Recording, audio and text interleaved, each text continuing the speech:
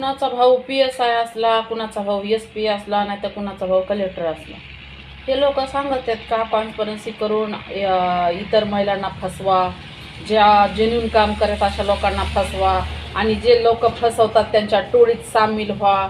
हे SP काय फौजदार काय काय सांगतात, तर ते सांगतात का घरातल्या बाया माणसाला की तुम्ही ह्या अशा टोळीतल्या गुन्हेगार क्रिमिनल महिलांना साथ द्या म्हणून?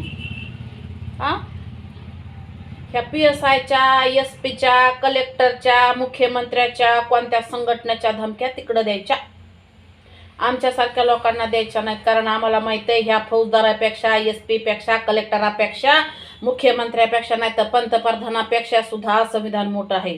हे त्याच्यावर वागत येतं.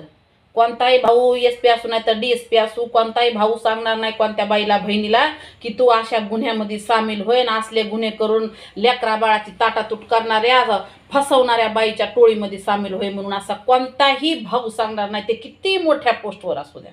त्याच्यामुळं अशा लोकांच्या धमक्या ह्या तिकडं लोकांना द्यायच्या, आमच्यासारख्याला नाही द्यायच्या. आम्ही चौकट आमची कायद्याची कव्हाच मोडीत नाही. तर हे काळ्याचे पांढरे जे व्हायला लागलेत ना, तर ते असेच नाही झालेले.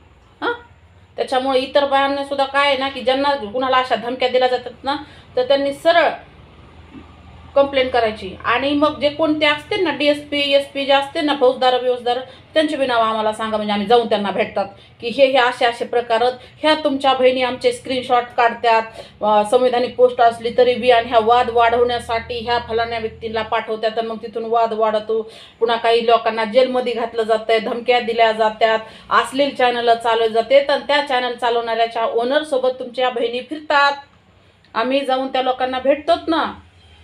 फक्त नावं सांगा कुठल्या कुठल्या पोलीस ठाण्यात ते अपॉइंट केलेले आहेत, कुठं ड्युटी निभावतात. आणि जर तसा त्यांना माहीत असताना सुद्धा जर ह्या गोष्टी घडत असतील तर मग ते सुद्धा सामील असते त्याच्यामध्ये, असं आम्ही समजू का? त्याच्यामुळं अशा धमक्या तिकडं द्यायच्या. जे ऐकत येतं खुश होते तर काय काय होतात ना, आम्ही नसतो, आम्ही भेद बी नसतो तर आम्ही खुश बी होत नसतो, आम्हाला काहीच वाटत नसतं. हे पाठीमागं